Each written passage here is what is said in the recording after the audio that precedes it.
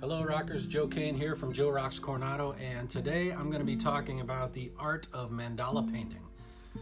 Mandalas, if you're not familiar, they're generally speaking, they're radial type patterns. They radiate out from the center, and they can be very simple or very complex. They can be very small or very large.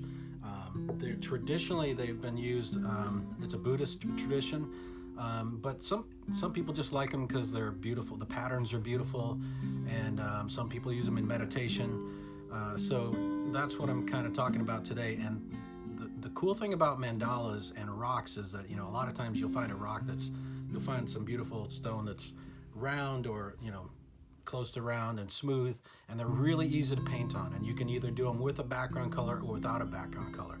So I'm going to get right into it. So I'm going to show you a couple examples, and then I'm going to talk to you about some of the choices I make when I paint these, and then look at one that kind of, and talk you through what it means sort of as a mandala, or how people use it in meditation. I don't particularly use it as a meditation device. I just think the patterns are cool, and sometimes they're very beautiful. And I see lots of them with the many people out there that I see who are much better at painting mandalas than me and have been doing it a lot longer. But it is fun, and it's a pretty easy thing to do. Anyone can do it from any age level with a little bit of practice and patience.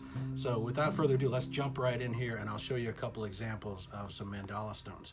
So first here, this is a basic black and just a black color on a natural colored stone. This is the natural color.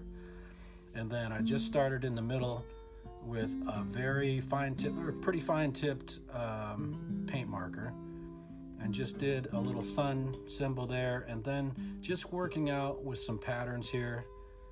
And you just kind of follow all the way around it. The complexity is totally up to you. And there's so many examples out there. If you don't have any ideas about like what to do next, just look online, or I'd like to actually not necessarily look online, but look in nature. Look around you, see what kind of patterns you see. And there are patterns everywhere.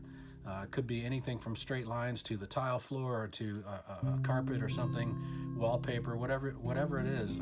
There's so many examples of patterns in nature, and I like to transfer those to my designs.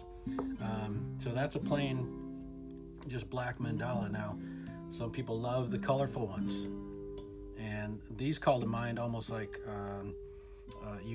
there are some lamps that I've seen that use a lot of really beautiful colors. This one actually has clear resin on it, so it has a really great shine to it. But again, just starting with the simple pattern in the middle, and then just slowly working your way out with more layers and more patterns until you cover the whole rock. And some people even go over the edges of the rock, and sometimes I do that as well. Next, I have for you another colorful one. This one was sort of inspired by, this is part of my Ancient Artifacts series. So it's sort of inspired by stained glass and also some mosaic, ancient mosaic tiles, Roman tiles that I was looking at online. And, the sun symbols and some of these other kind of designs that call to mind stained glass, they translate really well to rock painting, because you can use, especially for my style, because I use a lot of paint pens, and I love the blended colors in the background. I don't know if you can see this well, but I started with a really dark metallic purple on the outside edges, and then worked my way in with the metallic blue, going all the way to a deep turquoise here in the middle in the background. And you blend those nicely, and it can help to add to the overall effect of your mandala. So again, you don't have to put any deep meaning into these, and oftentimes the interpretation is subject to the person looking at it, because when I read up on this, the journey that one takes when meditating on the design is very individual and specific to the person doing it. So having said that, here's another one that's pretty plain. And again, a lot of mandalas, when they're traditionally drawn, are just simple color-wise. But just as an example, this is how a meditation, like a life meditation journey might happen. So again, very individualistic, but if you look at this, you might look in the center. You start in the center, And center, the center is, you can think of that as yourself, right? And when you start out, you're surrounded by your family and friends and those that are helping you learn, and as your life continues, then you start to branch out more, right? And you start to find different pathways. And as you start to develop your life,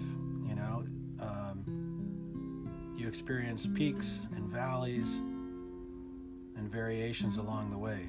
Again, working with that deep connection with a lot of going back and going forward to what's happening around you, and you become more skilled in your life and in your chosen profession.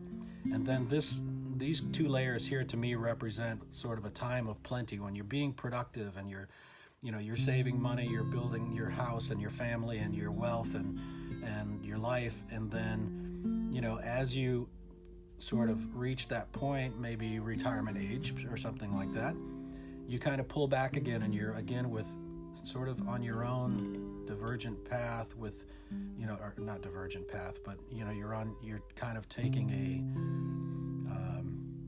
a more philosophical view of life, and you're enjoying your elder years, and then eventually,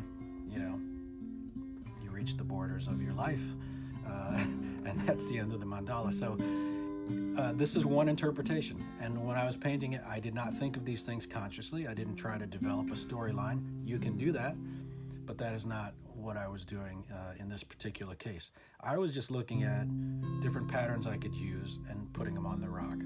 But it's really fun, and I like to actually paint it without thinking about all that stuff, and then go back and try to interpret what it could mean if one was contemplating it as sort of a meditation device.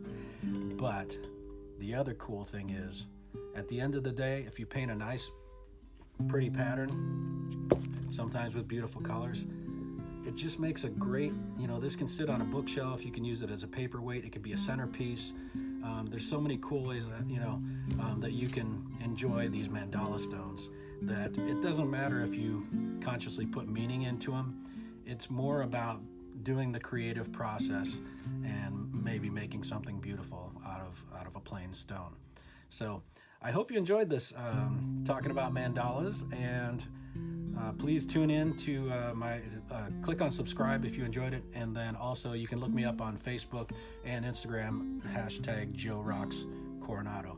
Thanks, and I'll see you next time.